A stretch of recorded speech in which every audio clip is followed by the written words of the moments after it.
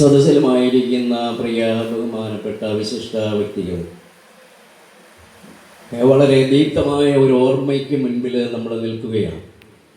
കറുകക്കുളത്തിൽ ഗീവർഗീസ് അച്ഛൻ നിര്യാതനായിട്ട് 88 വർഷങ്ങൾ പൂർത്തിയാകും. ഏതാനും വർഷങ്ങൾക്കകം ഒരു നൂറ്റാണ്ട് പൂർത്തിയാവുകയാണ്. ഇവിടെ ഈ ലിസ്റ്റെല്ലാം നോക്കിയപ്പം ആകപ്പാടെ കറുകക്കുളം എന്നുള്ള പേരുള്ളത് ഞാൻ മാത്രമേ ഉള്ളൂ. ബാക്കിയുള്ളതെല്ലാം കറുകക്കുളത്തിലച്ഛൻ്റെ കുടുംബയോഗം അല്ലെങ്കിൽ കറുകക്കുളത്തെ കുടുംബയോഗമാണെങ്കിലും ഞാൻ വളരെ ലേറ്റായിട്ടാണ് ഈ കുടുംബയോഗത്തിലേക്ക് തങ്കച്ചൻ സാറ് ആണ്, അച്ഛൻ സണ്ണിയച്ചൻ പറഞ്ഞതുപോലെ തങ്കച്ചൻ സാറാണ് എന്നെ ഇതിലേക്ക് കൊണ്ടുവന്നത്. ഞാൻ വളരെ ലേറ്റായിട്ടാണ് ഈ ഒരു ചരിത്രമൊക്കെ പഠിക്കാനായിട്ട് തുടങ്ങിയത്.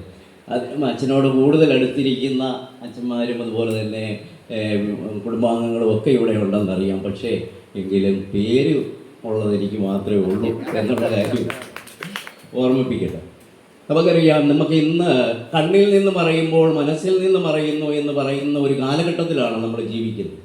ആ കാലഘട്ടത്തിൽ ജീവിക്കുമ്പോഴും 88 വർഷങ്ങൾക്ക് ശേഷവും ഒരാളുടെ ഓർമ്മ പുതുക്കുന്നെങ്കിൽ, ഏതാണ്ട് ഒരു നൂറ്റാണ്ടിന് പിന്നെ കഴിഞ്ഞിട്ടും ഒരു ഓർമ്മ നമ്മൾ പുതുക്കുന്നുണ്ടെങ്കിൽ തീർച്ചയായിട്ടും അദ്ദേഹം ഒരു ചരിത്ര പുരുഷനായിരിക്കും എന്നുള്ളതിന് മറ്റ് തെളിവുകളൊന്നും ആവശ്യമില്ല. കറുകക്കുളത്തിൽ ഗീവർഗീസിനെ കുറിച്ച് ഞാൻ കുറെയെല്ലാം ധാരാളം വായിച്ചു. ഈ വായിച്ച സമയത്ത് എൻ്റെ മനസ്സിലേക്ക് തോന്നിയത് സ്കോട്ടിഷ് ചരിത്രകാരനും അതുപോലെ തന്നെ ഫിലോസഫറുമായിരുന്ന തോമസ് കാർലയുടെ ഒരു പ്രസിദ്ധമായ വാക്യമാണ്. The history of the nation is but the biography of the great മാൻ. ഒരു രാജ്യത്തിൻ്റെ ചരിത്രം എന്ന് പറയുന്നത് ആ രാജ്യത്തിൽ ജീവിച്ച മഹാന്മാരുടെ ജീവചരിത്രമാണ്, ജീവിതമാണ് ആ രാജ്യത്തിൻ്റെ ചരിത്രം.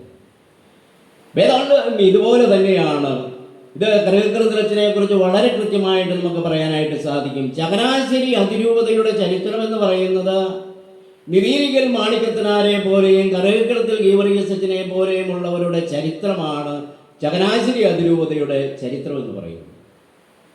നമുക്കറിയാം, 17, 18, 19 നൂറ്റാണ്ടുകൾ സുറിയാനി സഭയിലെ നാട്ടുമെത്രാന്മാർക്ക്, തദ്ദേശീയ മെത്രാന്മാർക്ക് വേണ്ടിയിട്ടുള്ള പ്രക്ഷോഭങ്ങൾ നടന്ന ഒരു കാലഘട്ടമായിരുന്നു. 1653 പൂനംകുരിശ് സത്യം നടന്നു. അതിനും ശേഷം പിന്നീട് വലിയ പ്രക്ഷോഭങ്ങൾ നടക്കുകയാണ്. 17-ാം നൂറ്റാണ്ടിൻ്റെ അവസാനം 18-ാം നൂറ്റാണ്ടിലേക്ക് വന്നു കഴിയുമ്പോൾ നമുക്ക് കാണാൻ സാധിക്കും, അതിലെ നെടുനായകത്വം വഹിച്ച വ്യക്തികളായിരുന്നു പാറേമാക്കൽ ഗോവർണതോരും ജോസഫ് കരിയാറ്റിയുമൊക്കെ.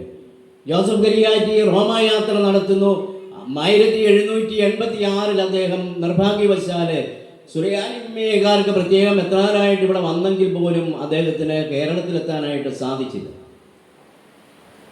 ഈ ജോസഫ് കരിയാറ്റി മരിച്ചതിന് ശേഷം വീണ്ടും പിന്നെ പ്രക്ഷോഭങ്ങൾ തുടർന്നുകൊണ്ടിരിക്കുകയാണ്. 18-ാം നൂറ്റാണ്ടിലെ ഈ പ്രക്ഷോഭങ്ങൾ മുൻപോട്ട് പോയിക്കൊണ്ടിരിക്കുകയാണ്. അവിടെയാണ് നമ്മൾ കാണുന്നത്, കർമ്മലിത്ത സഭയിൽ നിന്ന് 7 പുരോഹിതന്മാരെ പുറത്താക്കി, ബെറോക്കോസ് മേലൂസ് ഈസ്മേ ഇവിടെ ഉണ്ടായി. ഇങ്ങനെയുള്ള വലിയ പ്രക്ഷോഭങ്ങളെല്ലാം നടന്നുകൊണ്ടിരുന്നു. അതിൻ്റെ അവസാനമാണ്, ഒരു നൂറ്റാണ്ട് കഴിഞ്ഞതിന് ശേഷമാണ് കോട്ടയം അതുപോലെ തന്നെ തൃശ്ശൂർ 2 വികാരിയാത്തുകളായിട്ട് തിരിക്കുന്നത്. ഈ നമ്മുടെ പൂർവികന്മാർ മുഴുവൻ ഈ പ്രക്ഷോഭങ്ങൾ നടത്തിയത് സുറിയാനി സഭയുടെ പാരമ്പര്യവും ആരാധനാക്രമവും പൈതൃകവും പാലിക്കുന്നതിന് വേണ്ടി. ഞങ്ങൾക്ക് നാട്ടുമെത്രാന്മാർ വേണം. ഇവിടെ സുറിയാനിക്കാരെ ജറ്റീൻകാരിൽ നിന്ന് വേർതിരിച്ച് കോട്ടയവും തൃശ്ശൂരും വികാരിയാത്തുകൾ സ്ഥാപിച്ചെങ്കിലും ഇവരുടെ ഈ ആവശ്യമൊന്നും നടന്നില്ല. കാരണം പിന്നീട് ഇവിടെ വീണ്ടും വന്നത് യൂറോപ്യന്മാരായ മെത്രാന്മാരായിരുന്നു, ലത്തീൻകാരായ മെത്രാന്മാരായിരുന്നു. അഡോൾഫ് മെൻഡിക്കോട്ടും ചങ്ങനാശ്ശേരിയിൽ വരുന്നത് ചാൾസ് ലെവീഞ്ഞുമാണ്. വീണ്ടും ഈ പ്രക്ഷോഭം ഇവിടെ തുടരുകയാണ്. ആ പ്രക്ഷോഭത്തിൻ്റെ മുൻനിരക്കാരായിരുന്നു നിരീരിക്കൽ മാണിക്കത്തനാരും തോമസ് കറുകക്കുളമച്ഛനും.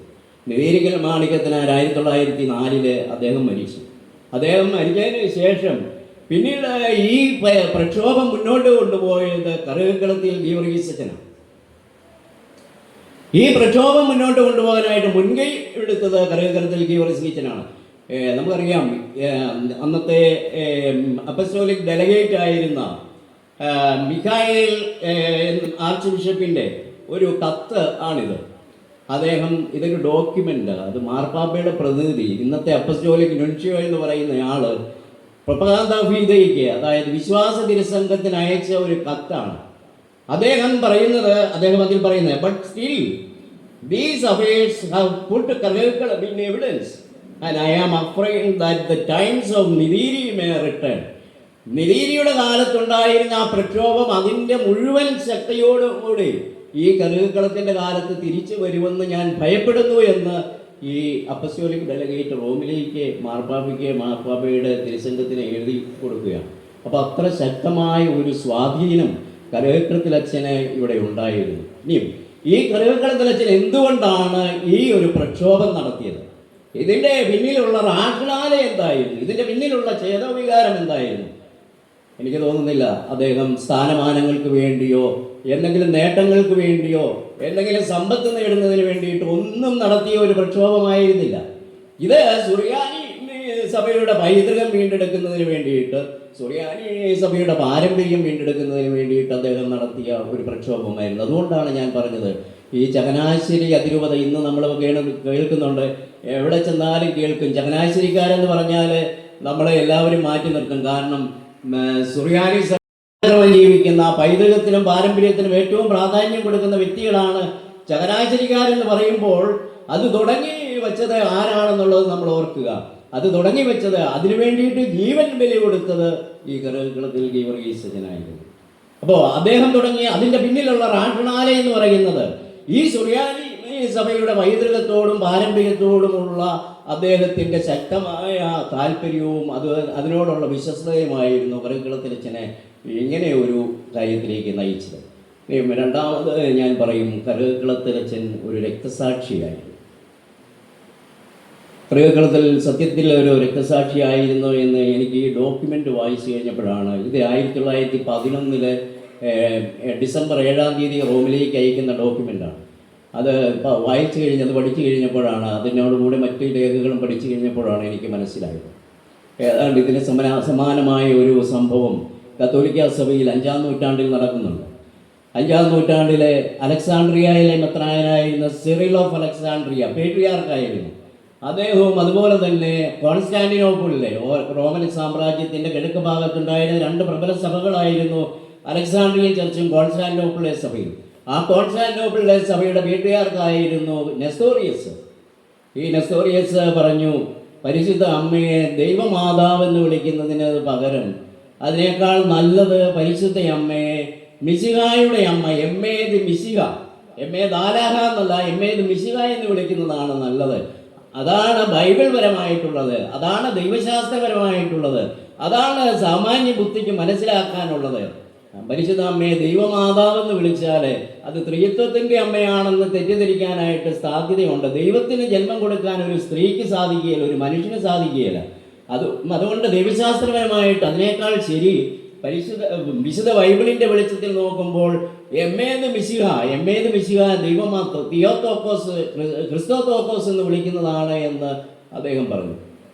അന്നത്തെ പൊളിറ്റിക്കൽ സാഹചര്യങ്ങൾ, പൊളിറ്റിക്കൽ സ്വാധീനവും സഭാപരമായ സ്വാധീനമൊക്കെ ഉണ്ടായിരുന്ന അലക്സാണ്ട്രിയയിലെ പേട്രിയാർക്കായിരുന്ന സിറിൽ അദ്ദേഹത്തിൻ്റെ വാദത്തോട് യോജിച്ചില്ല. അതിനെ അദ്ദേഹം എതിർത്തു.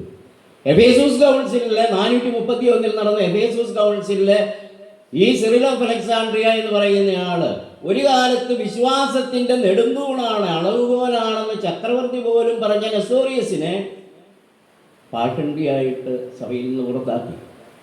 431 അദ്ദേഹം പിന്നീട് ഒരു ദ്വീപിൽ പോയി ജീവിച്ച് അവസാനം അവിടെ കിടന്ന് മരിക്കുകയായിരുന്നു.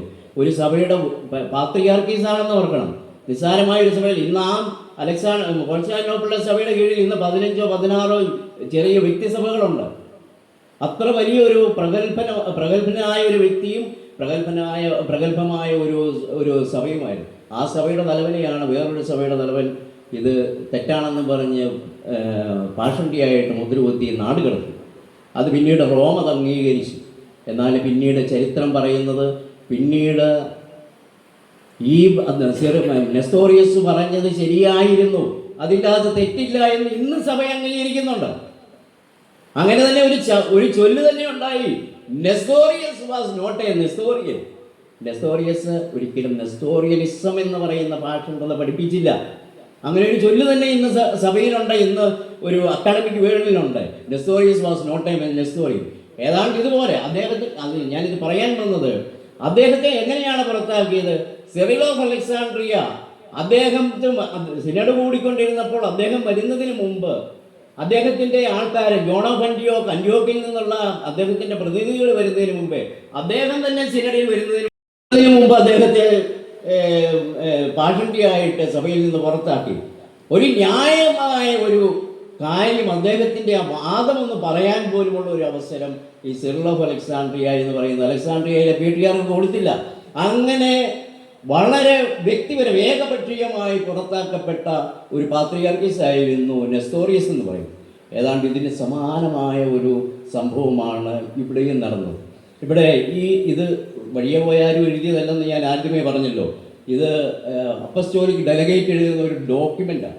ആ ഡോക്യുമെൻറ്റിൽ അദ്ദേഹം എഴുതി വെച്ചിരിക്കുന്നത് ഇങ്ങനെയാണ്: ഇറ്റ് സീംസ് ദാറ്റ് മോൺസിഞ്ഞൂർ മാക്കിൽ, ഇവിടെ അധ്യക്ഷൻ പറഞ്ഞു, സ്വാഗതപ്രസംഗം പറഞ്ഞു, മാക്കിൽ പിതാവാണ് അദ്ദേഹത്തെ സസ്പെൻഡ് ചെയ്തത്. It seems that Monsignor Makil had suspended him from priestly functions in a rather arbitrary way. ഏകപക്ഷീയമായി അദ്ദേഹത്തെ പുറത്താക്കി. Without observing the formalities prescribed by the sacred canons. അന്ന് സഭയിൽ നിലനിന്നിരുന്ന കാനൻസ് ഒന്നും പാലിക്കാതെ, നിയമങ്ങളൊന്നും പാലിക്കാതെ അദ്ദേഹത്തെ പുറത്താക്കിയെന്ന് വത്തിക്കാൻ്റെ പ്രതിനിധി അപ്പസ്റ്റോലിക് നൊൻഷ്യോ എഴുതി പ്രൊപ്പഗാന്ത ഗീത എന്ന് പറയുന്ന വളരെ പ്രധാനപ്പെട്ട ഒരു ഓഫീസ് വിശ്വാസ തിരുസംഘത്തിലേക്ക് മാർപ്പാപ്പയ്ക്ക് അയച്ചിരിക്കുന്ന ഡോക്യുമെൻ്റ്. അതുകൊണ്ട് ഇതിൻ്റെ അത് കള്ളമുണ്ടെന്ന് നമുക്ക് പറയാൻ പറ്റില്ല. ഇനി അത് തന്നെയല്ല, ഞാനിത് പറഞ്ഞു വന്നപ്പോൾ വിട്ടുപോയ ഒരു കാര്യം, നമ്മൾ ഈ സുറിയാനി സഭയുടെ പാരമ്പര്യത്തിന് വേണ്ടിയിട്ട് നമ്മൾ ഇവിടെ സമരം നടത്തി. ഇവിടെ നാട്ടുമിത്രാന്മാരാണോ നമ്മുടെ പൂർവികന്മാർ സമരം നടത്തി? അതൊന്നും നടന്നില്ല നാട്ടുമിത്രാന്മാരെ കൊണ്ട്. അതിനുശേഷമാണ് 1896 അതിൻ്റെ മൂന്നാമത്തെ ഘട്ടമാണ് 1896 നമുക്ക് 3 വികാരിയാത്തുകൾ അനുവദിച്ചു. തൃശ്ശൂർ, എറണാകുളം, ചങ്ങനാശ്ശേരിയിൽ മാത്യു മാക്കിലും, എറണാകുളത്തെ കുടുംബക്കാരനായ ലൂയിസ് പഴയപറമ്പിലും, തൃശ്ശൂർ ജോൺ മേനാച്ചേരിയും വന്നു. നിതീരിക്കൽ മാണിക്കത്തരാൻ്റെ രേഖകളിൽ പറയുന്നുണ്ട്, ജോൺ മേനാച്ചേരിയും ലൂയിസ് പഴയപറമ്പിലും സുറിയാനി പാരമ്പര്യം എന്ന് കേൾക്കുമ്പോൾ അവർക്ക് എന്തോ ഒരു അവഹേളനം പോലെയാണ്. നാട്ടുമെത്രന്മാരെ കൊണ്ടുവരണമെന്ന് പറഞ്ഞ് ഒരു 2-3 നൂറ്റാണ്ട് വഴക്കുണ്ടാക്കിയത് എന്തിനു വേണ്ടിയിട്ടാണ്? ഇവിടെ സുറിയാനി പാരമ്പര്യം വേണമെന്ന് പറഞ്ഞ്, അല്ലെങ്കിൽ അത് തിരിച്ചു കൊണ്ടുവരാൻ വേണ്ടിയിട്ടാണ് ഇവിടെ വഴക്കുണ്ടാക്കിയത്. ആ നാട്ടുമെത്രാന്മാർ വന്നു കഴിഞ്ഞപ്പോൾ, ഇവിടെ പൊന്നോടുണ്ടായിരുന്ന ചാൻസലർ വീഞ്ഞിനെ അഡോൾഫ് ബെണ്ടിക്കോട്ടിനെയും വേണ്ടാന്ന് പറഞ്ഞ് അവരെയും തിരിച്ചയച്ചത് നമുക്ക് നാട്ടുമെത്രാന്മാർ വേണമെന്നും പറഞ്ഞ് വന്ന 3 നാട്ടുമെത്രാന്മാരും അവർ സുറിയാനി പാരമ്പര്യം തിരിച്ചു കൊണ്ടുവരാനായിട്ടൊന്നും ചെയ്തില്ല. അത് തന്നെയല്ല, ഇവർ 3 പേരും ആദ്യം മെത്രാന്മാരായി കഴിയുമ്പോൾ റോം പറഞ്ഞു, നിങ്ങളുടെ ഒരു സ്വന്തം സഭയായിട്ട് മാറി. ഇന്നത്തെ ഈ പ്രശ്നത്തിൻ്റെയൊക്കെ തുടക്കം അന്നുകൊണ്ടെന്ന് ഓർക്കണം. നിങ്ങളൊരു സ്വന്തം വ്യക്തിസഭയായി, നിങ്ങൾക്ക് നിങ്ങളുടേതായിട്ടുള്ള പാരമ്പര്യമുണ്ട്. അതുകൊണ്ട് നിങ്ങളുടേതായിട്ടുള്ള ആരാധനാക്രമവും നിങ്ങളുടേതായിട്ടുള്ള ദൈവശാസ്ത്രമൊക്കെ നിങ്ങൾ സുറിയാനി പാരമ്പര്യത്തിൽ നിന്ന് എടുത്ത് നിങ്ങൾ ഉപയോഗിക്കണമെന്ന് പറഞ്ഞപ്പോഴത്തേക്ക് ഇവിടുത്തെ നമ്മുടെ 3 മെത്രാന്മാർ റോമിനോട് പറഞ്ഞ എന്താണെന്നറിയാമോ? ഞങ്ങൾക്ക് ഇതൊന്നും വേണ്ട, ഞങ്ങൾക്ക് ലത്തീൻകാരുടെ അത് ഒന്ന് സുറിയാനി നിങ്ങൾക്ക് പറ്റുമെങ്കിൽ ആക്കി ഇങ്ങോട്ട് തന്നാൽ മതി. നോക്കുക, നമ്മുടെ ദുരവസ്ഥ നോക്കിക്കോണം. സുറിയാനിക്കാർക്ക് അവരുടെ പാരമ്പര്യവും അവരുടെ ആരാധനാക്രമവും തിരിച്ചു കൊണ്ടുവരാൻ വേണ്ടിയിട്ടാണ് സുറിയാനി സഭ ലത്തീൻ സഭയിൽ നിന്ന് വേർതിരിച്ചത്. ലത്തീൻകാർ ചെയ്യുന്നവണക്കാണെങ്കിൽ നിങ്ങൾ അവരുടെ കൂട്ടത്തിൽ നിന്നാൽ മതിയായിരുന്നു.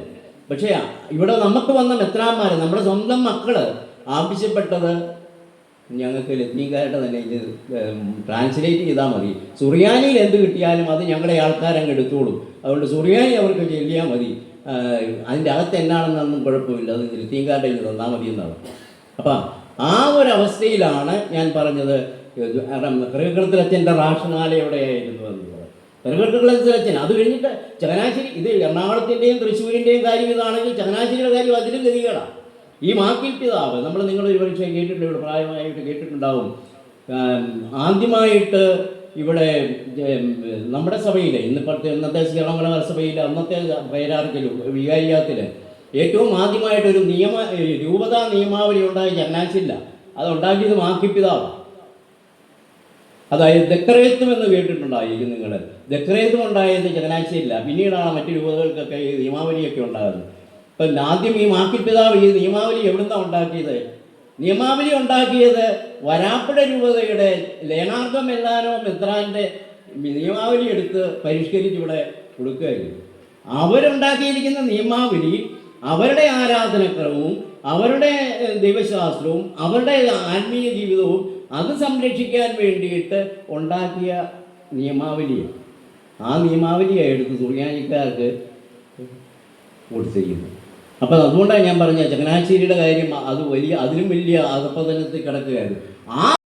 ഈ കറുകക്കടത്തിൽ അച്ഛൻ ഈ തദ്ദേശീയ മെത്രാന്മാർക്ക് വേണ്ടിയിട്ട് വാദിച്ചത് ഞാനൊരിക്കലും വിചാരിക്കുന്നില്ല മാക്കിപ്പിതാവിനോട് കറുകക്കടത്തിലച്ഛന് വ്യക്തിപരമായ ഒരു വിരോധം ഉണ്ടായിരുന്നില്ല. വ്യക്തിപരമായ വിരോധമല്ല, അദ്ദേഹത്തിന് സഭയോടുള്ള സ്നേഹവും അദ്ദേഹത്തിൻ്റെ സമുദായത്തോടുള്ള കരുതലും അദ്ദേഹത്തിൻ്റെ വിശ്വാസത്തോടുള്ള പ്രതിബദ്ധതയുമായിരുന്നു ഈ ഒരു സമരത്തിന് അദ്ദേഹത്തെ നയിച്ചത്. ആ സമരത്തിൻ്റെ ഫലമായിട്ടാണ് അദ്ദേഹം പുറത്താക്കപ്പെട്ടത്. ഈ തോമസ് കുര്യാളശ്ശേരി പിതാവ് കാണ്ടിയിൽ വെച്ച് മെത്രാനാകുന്ന സമയത്ത് ഈ അപ്പസ്തോലിക് ഇതിൻ്റെ അകത്ത് പറഞ്ഞിട്ടുണ്ട്, ഞാനത് വായിക്കുകയാണ്. Therefore I advised Monsignor Kuriyalasseri to proceed in this way. On the day of the takeover, he should tell the priest who assembled for the function that it is unfair to commence his episcopate with a priest suspended from priestly functions and that he absolves Kariyakala. ഇത് Vatican പ്രതിനിധി കുര്യാളശ്ശേരി പിതാവിനെ പറഞ്ഞേൽപ്പിച്ചാണ് കുര്യാളശ്ശേരി പിതാവിനെ ഇങ്ങോട്ട് വിടുന്നത്. അതുകൊണ്ടാണ് കുര്യാളശ്ശേരി പിതാവ് ആദ്യം ഇവിടെ കയറിയ ഉടനെ ചെയ്തത്.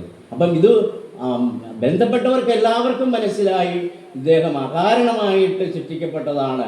അദ്ദേഹം വ്യക്തി വൈരാഗ്യം കൊണ്ടോ വ്യക്തി സ്ഥാനമാനങ്ങൾക്ക് വേണ്ടിയിട്ടോ സമ്പത്തിന് വേണ്ടിയിട്ടോ പോയതല്ല എന്ന്. മൂന്നാമത്തെ ഒരു കാര്യം കൂടെ പറഞ്ഞിട്ട് ഞാൻ നിർത്തിക്കൊള്ളാം. ഈ ഗീവർഗീസ് കറുകക്കടത്തിലച്ഛൻ അദ്ദേഹം വിശുദ്ധനായ ഒരു മനുഷ്യനായിരുന്നു. അതും നമ്മൾ ചരിത്രം പഠിക്കുമ്പോൾ നമുക്ക് മനസ്സിലാവും. അദ്ദേഹം ഒരു വിഭാഗീയതയും സഭയിൽ ഉണ്ടാക്കിയില്ല. നമ്മൾ ഞാൻ ആദ്യം വായിച്ച ഒരു കാര്യം ഓർക്കണം. But all these affairs have put Karukakalam in evidence and I am afraid that the times of Nidhiri may return. അതായത് നിധിയുടെ ആ ഒരു കാലഘട്ടം വീണ്ടും പ്രക്ഷുബ്ധമായ കാലഘട്ടം തിരിച്ചു വരുമോ എന്ന് ഞാൻ ഭയപ്പെടുന്നു. അത്രയേറെ ആളുകളുടെ സ്വാധീനവും പിൻബലവും കറുകക്കളത്തിലുണ്ട് എന്നുള്ളത് അപ്പസ്തോലിക് ഡെലിഗേറ്റ് തന്നെ സമ്മതിക്കണേ. ആ കറുകക്കളത്തിൽ അച്ഛൻ ഒരു വിഭാഗീയതയും സഭയ്ക്കയിൽ ഉണ്ടാക്കിയിട്ടില്ല, ഒരു മനുഷ്യനെതിരായിട്ടും ഒന്നും പറഞ്ഞിട്ടില്ല. അദ്ദേഹം ഒരു വിഭാഗീയതയും ഉണ്ടാക്കിയിട്ടില്ലെന്ന് മാത്രമല്ല, അദ്ദേഹത്തെ ഏൽപ്പിച്ച ഇടവക ഏറ്റവും മനോഹരമായിട്ട് കൊണ്ടുപോയി. നമുക്കറിയാം ഒരു ഇടവകയൊക്കെ വാക്കും പ്രവൃത്തിയും ഒരുപോലെ അല്ലെങ്കിൽ ഇടവകക്കാരെങ്കിലും ചോദ്യം ചെയ്യും. അദ്ദേഹം ഈ സമരത്തിൽ നടക്കുന്നു, അദ്ദേഹം സ്വന്തം മെത്രാന്മാരെ കിട്ടാൻ വേണ്ടിയിട്ട് നടക്കുന്നു, അത് വന്നിട്ട് ഏൽപ്പിച്ച് ഇടവക എന്ത് ചെയ്യേ, ഇടവകയിൽ ഇതൊന്നും ചെയ്ത് കാണുന്നില്ലല്ലോ എന്ന് ഏതെങ്കിലും നാട്ടുകാർ ചോദിക്കുകയല്ല. പക്ഷേ അതും ഉണ്ടായിട്ടില്ല. അദ്ദേഹം ഒരു വിശുദ്ധനായ വ്യക്തിയായിരുന്നു. ദൈവസ്നേഹത്തിനെതിരായിട്ട് അദ്ദേഹം ഒന്നും പ്രവർത്തിച്ചില്ല, സഭയുടെ വിശ്വാസത്തിനെതിരായിട്ട് അദ്ദേഹം ഒന്നും പ്രവർത്തിച്ചില്ല. അദ്ദേഹം തൻ്റെ ഉത്തരവാദിത്വത്തിൽ നിന്ന് പിന്മാറിയില്ല. ഞാനിത് വെറുതെ പറയുന്നതല്ല, അതും ഈ അപ്പസ്തോലിക് ഡെലഗേറ്റിൻ്റെ ഈ എഴുത്തിലുണ്ട്. ഞാനത് വായിക്കാം. Now it is an essential thing that Karakalam does not form a division among the people as well as among the priests. അതാ ഇത്രയും വലിയ ഒരു പ്രക്ഷോഭത്തിൻ്റെ നേതൃനിരയിലിരിക്കുന്ന ഒരാളെക്കുറിച്ചാണ് പറയുന്നത്. നമ്മളിപ്പോഴാണ് 21-ാം നൂറ്റാണ്ടിലാണെങ്കിൽ പോലും നമ്മളൊരു പ്രസ്ഥാനത്തിന് നേതൃത്വം കൊടുക്കുമ്പം നമ്മൾ ഏതെങ്കിലുമൊക്കെ രീതിയിൽ നമ്മുടെ കൂടെ നിൽക്കാനായിട്ട് നമ്മൾ ആളുകളെ ഒന്നിച്ചു കൂടുകയും അതിനോട് കുറേ പേരെങ്കിലുമൊക്കെ എതിരാകുകയും ഒക്കെ ചെയ്യുന്ന ഒരു സാഹചര്യമുണ്ട്. അവിടെയാണ് ഒരു ഡോക്യുമെൻറ്റിൽ ഒരു വളരെ ഉത്തരവാദിത്തപ്പെട്ട ഒരു വ്യക്തി പറയുന്നത്, now it is an essential thing that Karakalam does not form a division among the people as well as among the priests, a thing which he will certainly do if he remains suspended.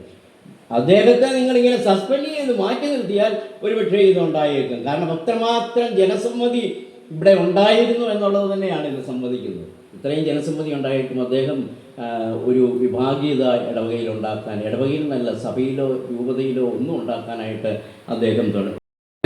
But the fact is that he was a capable priest and was governing the parish well.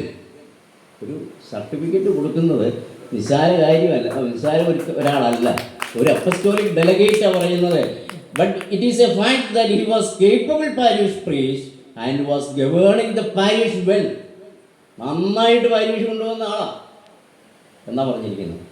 അപ്പോൾ ഞാൻ 3 കാര്യങ്ങളാണ് പറയാൻ ഉദ്ദേശിച്ചത്. ഒന്ന്, ചങ്ങനാശ്ശേരി രൂപതയുടെ ചരിത്രമെന്ന് പറയുന്നത് കറിക്കളത്തിലച്ഛൻ ഇന്ന് നമ്മൾ അഭിമാനം കൊള്ളുന്ന പല സുറിയാനിക്കാരാണെന്നൊക്കെ പറഞ്ഞ് ചങ്ങനാശ്ശേരിക്കാരാണെന്ന് പറഞ്ഞ് അഭിമാനം കൊള്ളുന്നതിൻ്റെയൊക്കെ ബീജാഭാവം നടന്നത് ഈ കറിക്കളത്തിലച്ഛൻ്റെ കാലഘട്ടത്തിലാണ്. കറിക്കളത്തിലച്ഛനാണ് അതിന് നേതൃത്വം കൊടുത്തത്. ഗ്രീക്ക് സഭാപിതാവായിരുന്ന വിശുദ്ധ ബേസിൽ അദ്ദേഹം പറയുന്നുണ്ട്, few are they who leave for all, fewer still who dye for all. വളരെ കുറച്ച് ആളുകൾ മാത്രമാണ് മറ്റുള്ളവർക്ക് വേണ്ടിയിട്ട് ജീവിക്കുന്നത്, എന്നാൽ അതിലും വളരെ വളരെ കുറച്ച് ആളുകളാണ് മറ്റുള്ളവർക്ക് വേണ്ടിയിട്ട് മരിക്കുന്നത്. സുറിയാനി സഭയ്ക്ക് വേണ്ടിയിട്ട്, സുറിയാനി സഭയുടെ പാരമ്പര്യത്തിന് വേണ്ടിയിട്ട്, അതിൻ്റെ വ്യക്തിത്വത്തിന് വേണ്ടിയിട്ട്, അതിൻ്റെ പൈതൃകത്തിന് വേണ്ടിയിട്ട് ജീവിച്ച് രക്തസാക്ഷിയായ ഒരു വ്യക്തിയായിരുന്നു കറിവേക്കിളത്തിലെ ഗീവർഗീസത്തിന്. ധീരന്മാരുടെ ബോധ്യങ്ങളും ചരിത്രവുമാണ് പിന്നീട് ഭാവി ചരിത്രത്തെ നിയന്ത്രിക്കുന്നത് എന്ന് പറഞ്ഞതുപോലെ തന്നെയാണ് കറിവേക്കിളത്തിലച്ഛൻ്റെ ആ ബോധ്യങ്ങളും ബഹുമാനപ്പെട്ട VIH പറഞ്ഞോളൂ, ആ ബോധ്യങ്ങളും ആ ധീരതയും ഒക്കെയാണ് ഈ ചങ്ങനാശ്ശേരി രൂപതയുടെ ചരിത്രമെന്ന് പറയുന്നതിനെ ഇപ്പോഴും നയിച്ചുകൊണ്ടിരിക്കുന്നത് എന്ന് പറഞ്ഞുകൊണ്ട് ആ പുണ്യ ആത്മാവിൻ്റെ പാവന സ്മരണയ്ക്ക് മുൻപിൽ ആദരാഞ്ജലികൾ അർപ്പിച്ചുകൊണ്ട് ഞാൻ ഈ സമ്മേളനം ഉദ്ഘാടനം ചെയ്തതായിട്ട് പ്രഖ്യാപിക്കുന്നു.